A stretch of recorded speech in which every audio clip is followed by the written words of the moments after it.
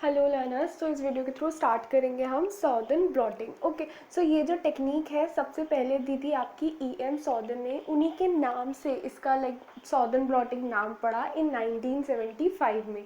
इसे यूजुअली हम यूज़ करते हैं ताकि हम एक पर्टिकुलर जो फ्रेगमेंट है हमारे पास डीएनए का, एक बहुत सारे पूरे ही डीएनए में से उसे हम डिटेक्ट कर पाएँ।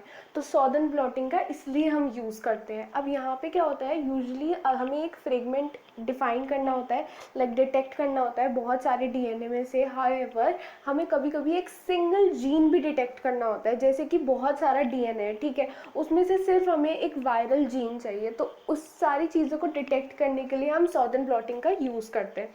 अब ये जो पूरा सॉदर्न ब्लॉटिंग का मेथड है, पूरी जो टेक्निक है, ये बेस्ड है आपकी हाइब्रिडाइजेशन के प्रिंसिपल पे। हाइब्रिडाइजेशन में क्या होता है, हाइब्रिडाइजेशन एक ऐसी प्रोसेस है जिसमें double standard DNA molecule form होता है between single standard DNA probe. Okay, so यहाँ पे जो मेन टारगेट रहता है ना, वो एक सिंगल स्टैंडर्ड टारगेट रहता है डीएनए का। ओके, सो ये पूरा प्रिंसिपल था आपका हाइब्रिडाइजेशन मेथड पे बेस्ड सॉदर्न ब्लॉटिंग और हाइब्रिडाइजेशन की पूरी प्रोसेस। अब यहाँ पे जो मोस्ट इंपॉर्टेंट फीचर्स रहते हैं हाइब्रिडाइजेशन के लिए कि कैसे हम सिलेक्ट करेंगे सॉदर्न ब्लॉटिंग में एक पर्टिकुलर डीएनए का फ्रेगमेंट।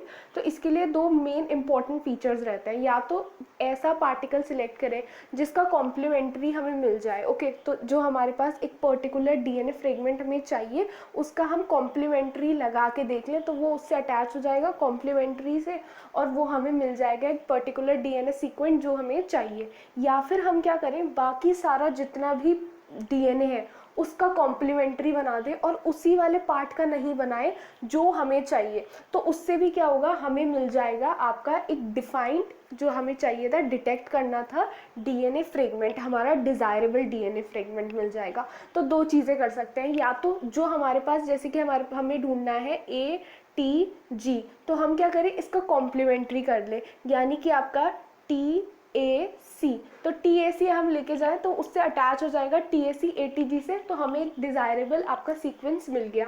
हाउएवर हम क्या कर सकते हैं, बाकी पूरा जितना का डीएनए है उसका कॉम्प्लीमेंट्री लेके जाए, वो उसके साथ कॉम्प्लीमेंट्री रह जाएगा, और जो बच्चा वाला है वही वाला क्या कहलाएगा आपका, जो डिटेक्ट करना था आपको। ओके, सो ये पूरे जो मेथड में सबसे पहले बहुत सारी प्रोसेस होती है, जैसे कि सबसे पहले एक्सट्रैक्ट करना पड़ता है डीएनए को, फिर प्योरीफाई करना पड़ता है सेल में से, डीएनए को पूरा निकालना पड़ता है, क्योंकि न्यूक्लियस के अंदर होता है, बहुत ज़्यादा कॉइल्ड होता है, तो इसलिए उसे एक्सट्रैक्ट करने के बाद प्योरीफाई करना पड़ेगा, फिर रिस्ट्रिक्शन एंजाइम्स उनके ऊपर यूज़ करने पड़ेंगे, सेपरेशन होती है, इलेक्ट्रोफोरेसिस होती है, फ्रेगमेंट्स अलग अलग साइज में सेपरेट होते हैं by the process known as electrophoresis, फिर डीनेचुरेशन होता है आपके डीएनए का, फिर ट्रांसफ़र करा जाता है उसे नाइट्रोसेलुलोज पेपर पे, फिर ऐड करा जाता है एक लेबल्ड प्रोब फॉर हाइब्रिडाइजेशन, फिर वॉश ऑफ करा जाता है अनबाउंड प्रोब, और फिर स्टडी करी जाती है इसकी ऑफ ऑटो रेडियोग्राफ की। सो बहुत लंबी प्रोसेस है और बहुत सारी चीज़ें, छोटे छोटे स्टेप्स हैं इनके, जिसके थ्रू सॉदर्न ब्लॉटिंग होती है। सो आई होप इस वीडियो के थ्रू आपका सॉदर्न ब्लॉटिंग क्लियर हो गया हो, तो इस वीडियो को लाइक कर दीजिएगा, शेयर कर दीजिएगा। Thank you for watching this video.